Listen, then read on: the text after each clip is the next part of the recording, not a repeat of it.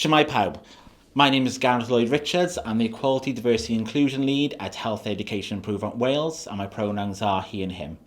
And I'm just going to spend a few moments to talk to you about the up-and-coming NHS Wales staff survey and what we've done to ensure that it's anonymous and accessible. So we all know that what works for one person does not work for all. Therefore, we've taken the following steps. The survey can be accessed by anyone via a web link using a device as long as it's connected to the internet. It can also be completed via a paper copy and returned in a prepaid envelope. We also have a secured number that you can call, which provides interpreters and several different languages.